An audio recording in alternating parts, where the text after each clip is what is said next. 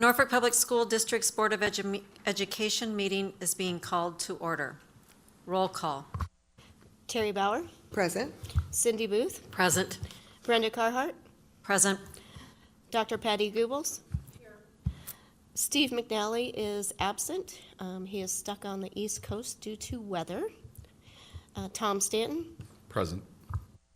We do have a quorum. We have 5 members present. Okay, Steve McNally will need to vote to excuse his absence. He did send a email to me yesterday. He is on the East Coast. My flight was originally scheduled to leave at 1 p.m. today, meaning Thursday. I was notified by the pilot that it would be delayed until Friday night due to weather circumstances. Private aviation has different weather requirements from commercial flights. I notified Dr. Thompson and board president as soon as my pilot notified me of this delay yesterday afternoon.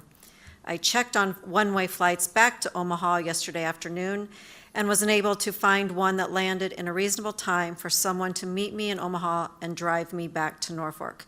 The East Coast had over 70% flights canceled yesterday, and there is a backup of flights as a result. I would appreciate it if the board would approve my absence for Friday's meeting. That is from Steve McNally's email sent Thursday, the 23rd. I'll make a motion to approve Steve McNally's absence of the board meeting today. I'll second that. There's been a motion and a second. Is there any other discussion? Please vote.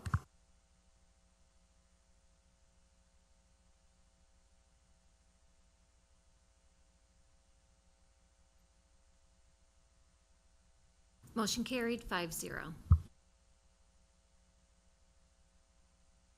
This is a legal meeting of the Board of Education as advertised by the means specified in board policy. A complete copy of the Open Meetings Act is posted in the boardroom for your review. A copy of the agenda is available at the desk of the recording secretary. Please stand and join us in reciting the Pledge of Allegiance.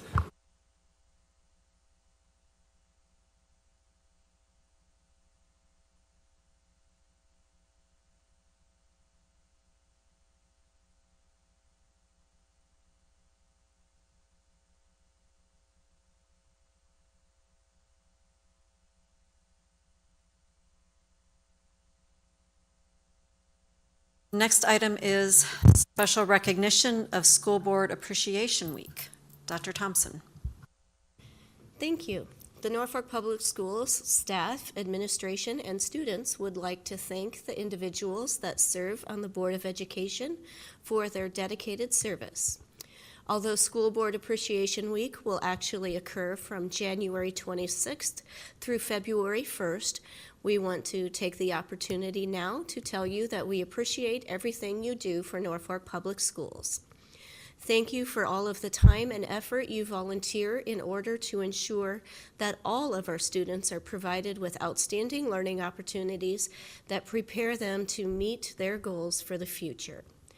We have a little video for you if you would direct your attention to the screen.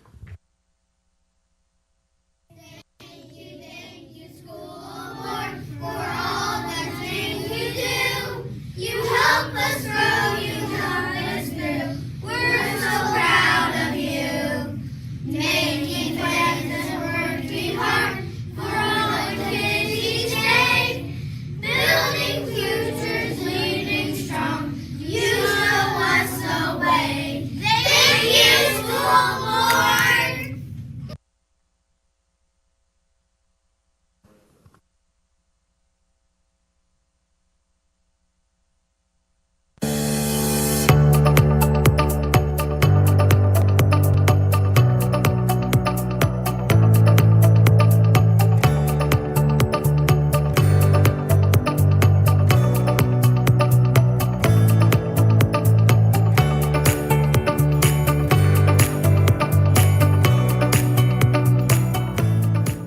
Dear the School Board of Norfolk Public Schools, you do so much stuff for our schools. We wanted to say we appreciate you and all you do for Grant Elementary. We know you make tough decisions to keep our schools running safe. We know you care about all students learning and being successful. Thank you for the energy you put in your work and the pride you have for all students and teachers at Norfolk Public Schools. Thank you from Grant Elementary.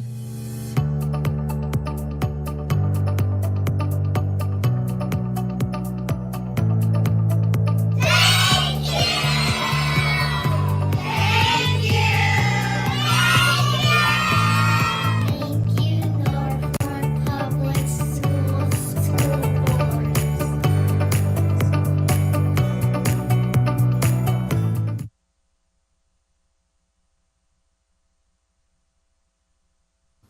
Thank you. Good videos. I like that.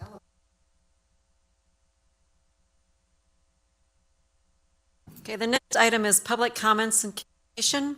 This is the time during the meeting when the public may request to address the board. According to state law, if you wish to comment, you must identify yourself, including your address, the name of the organization you represent, and the topic that you wish to address. Public comment cards are located at the immediate table in the back of the room. Please pick up a card and provide the required information if you plan to speak. Each individual's comments will be limited to 3 minutes, and the total cumulative time for all public comments will be limited to 30 minutes. Please note that the board cannot discuss or act upon matters that are not listed on the agenda. Therefore, board members will not respond to your comments or questions. If you wish to request that an item be placed on a future board agenda, you may contact the superintendent or her assistant during normal business hours. Also, note that the concerns related to school personnel need to be addressed to the superintendent using the approved district protocol. Individuals who make false, defamatory, or slanderous statements during public comments may be held legally liable. Slanderous comments are not protected just because they are made at board meetings. Additional procedure guidelines are available at the media table. Would anybody like to speak?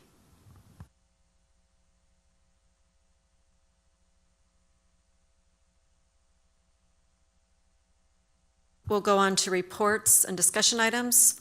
Finance and Facilities Report. Eric Wilson. Thank you, Madam President. The total amount of claims to be approved on the consent agenda by specific fund are listed below. General Fund, $325,873.44. Nutrition Fund, $242,612.45. Subsidiary Fund, $3,286.51. Special Building Fund, $123,618.81. Senior High Activity Fund, $54,181.69. Junior High Activity Fund, $2,127.05. Student Fee Fund, $904.36. All of these claims were reviewed earlier by the Finance and Facilities Committee. Next will be the staffing proposal. Dr. Thompson. Thank you. As you know, district special education and English language learner needs continue to increase in number and intensity across the district. Our number of special education students has increased by 271 students since 2013, and our number of English language learner students has increased by 103 students since 2019. We saw a large increase of 226 students in special education from 2020 to 2024. During that same time period, we added 8 special education teachers. This is the equivalent of 1 special ed teacher being added for every additional 30.75 special education teachers. During that same period, we added 5 ELL teachers to address the addition of 130 new students. That is the equivalent of 1 English language learner teacher being added for every additional 26 new ELL students. However, we have seen a large increase in the number of languages that we serve, as well as the number of students with no previous educational experience or interrupted educational experience. These students require much more time and services than the students that we served previously in our ELL program. Special education and ELL services are mandated by state and federal law. Therefore, the following additions are recommended for 2025-2026. In our elementary special education program, Mary Luer is recommending the following. Our caseload goal for elementary resource teachers is approximately 20 students per teacher. Currently, the following schools have caseloads over that recommended amount. Grant has 1.5 teachers for 33 students. Lincoln has 1 teacher for 27 students. Jefferson has 1.5 teachers for 32 students. And Westside has 1 teacher for 28 students. Mrs. Luer is recommending the addition of 1 additional special education teacher to lower those caseloads and help us meet the needs of those students. The approximate cost of that teacher would be $61,000. Mrs. Luer is also recommending the addition of a half-time English language teacher to assist with the high number of students who will be transitioning to the junior high next year. They will go from 35 students this year to 55 students next year. We do have an English language learner certified teacher currently in the district who only works half-time that we believe would be willing to pick this up for us next year. So that cost would be approximately $32,000. And then I am going to ask Melissa Jantz to talk about our preschool special education program. Good afternoon. So I've been meeting with Mary Luer, and we are recommending the addition of a high-needs special education program at Little Panthers Preschool. In order to do this, we would need to eliminate 1 4-year-old classroom. On average, between 8 and 12 children meet the criteria for transition to the high-needs program at the elementary level annually. However, we do not have a high-needs classroom in which to serve them at the preschool level, which means they are served in the general education classrooms with a significant amount of supports to meet their physical, medical, and overall learning needs. I did provide some data on here just as far as current caseloads.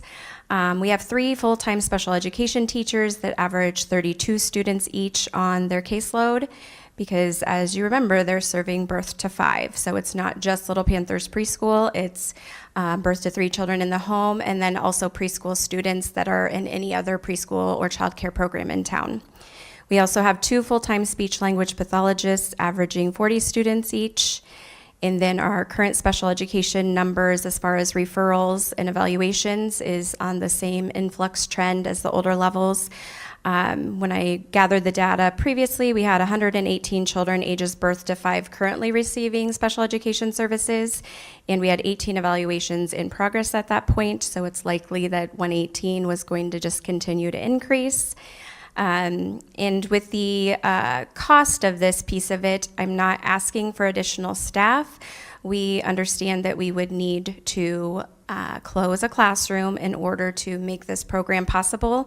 So the cost that comes along with it is reducing our TIOSA funding because we do receive TIOSA for our 4-year-old full-day students. So by eliminating 1 classroom, we would be cutting 20 additional children that we receive TIOSA funding for an approximate cost of $29,000 in loss from TIOSA, but we have had conversations with our partnership program Head Start. We currently serve 50 Head Start students at our Little Panthers preschool program, and so they pay us a tuition rate for those students. We have requested to increase that to 60 students, which would help us make up the loss in the TIOSA funding. I have not received a response from Head Start on whether that is a for sure, but it is a conversation that we've been having.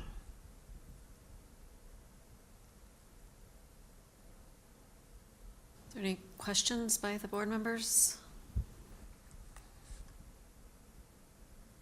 I think we went over it in great depth in our finance and facilities, and there was a maternity leave or something that was the delay in the Head Start possibility. The head person is out on a medical leave right now.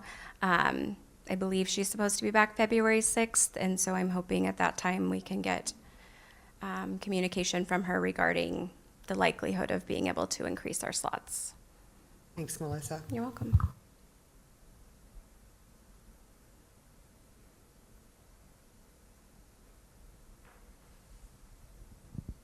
Increase of about 120,000 for all the special ed. Special ed or ELL. Well, we also discussed in the finance and facility meetings that we had something that was being held on the budget that would probably end up just being a wash to pick up those two spots, which I think is important for people to know, that it's not, with the things going on with the budget, that it's not actually tapping into it, that it's gonna be, we've been holding that money there for future hires.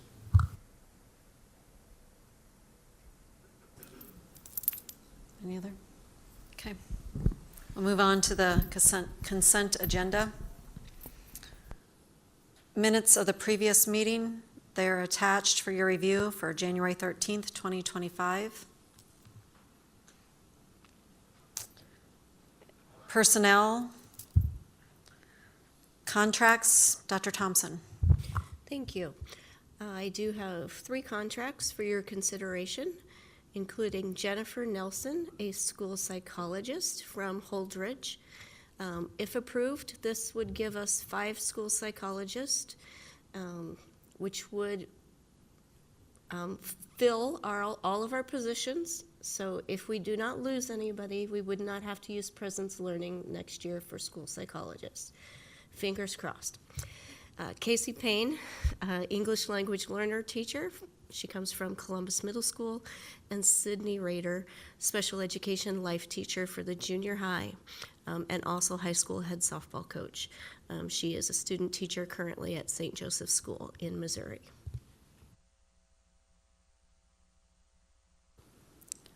Resignations, Mr. Wilson? Thank you. Resignations, sorry, Dr. Thompson.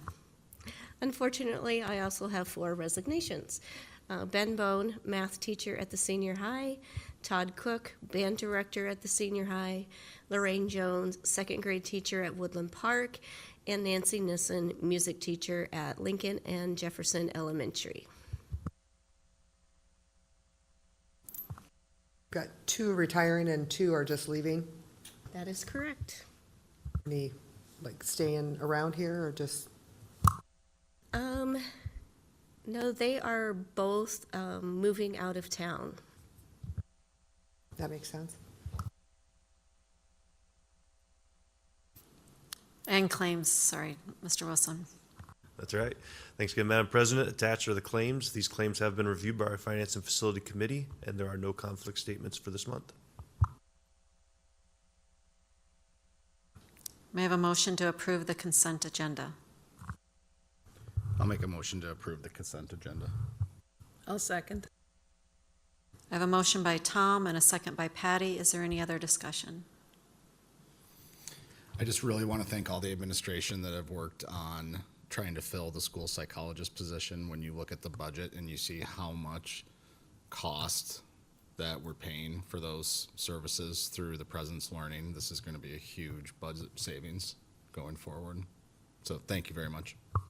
And much better services, because when you have someone there with you, right in front of you, personal touch versus talking to a computer screen, I think our services will be much better with real life people.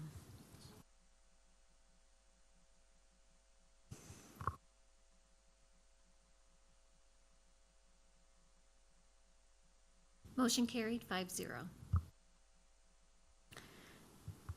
Action items. Discuss, consider, and take action to approve the addition of an elementary special education teacher for 25-26 school year. Per the staffing proposal discussed earlier, I am requesting the addition of 1 special education teacher for the 2025-2026 school year to reduce caseloads and help meet the needs of our special education students at the elementary level. Is there a motion to approve the addition of 1 special education teacher for the 25-26 school year? I'll make the motion to approve the addition of an elementary special education teacher for 2025-2026 school year. I'll second the motion. Motion by Cindy and a second by Patty. Is there any other discussion? Please vote.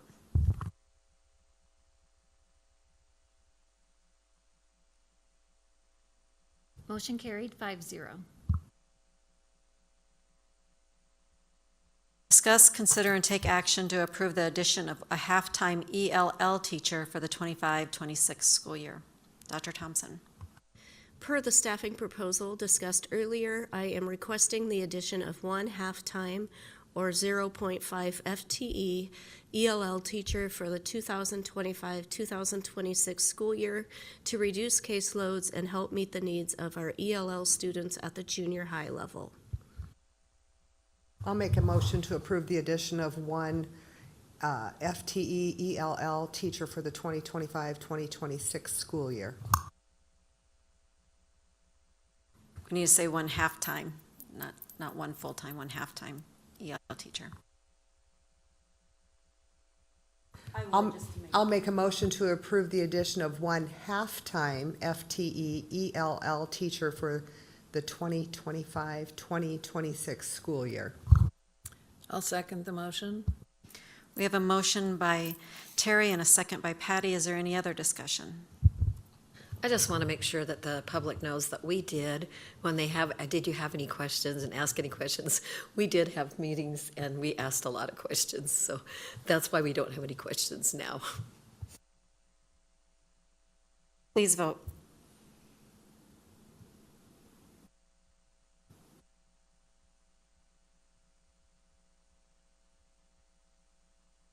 Motion carried 5-0. That brings us to future meetings. Our next regular meeting of the Board of Education will be held Monday, February 10th, 2025 at 5:30 p.m. in this room. The second meeting of the Board of Education is scheduled for Monday, the 24th, 2025 at noon in this room. All components of these meetings will be held at the MPS Central Administration Offices and will be open to the public unless an executive session is needed in order to protect the interest of the district or the reputation of an individual. Meeting adjourned.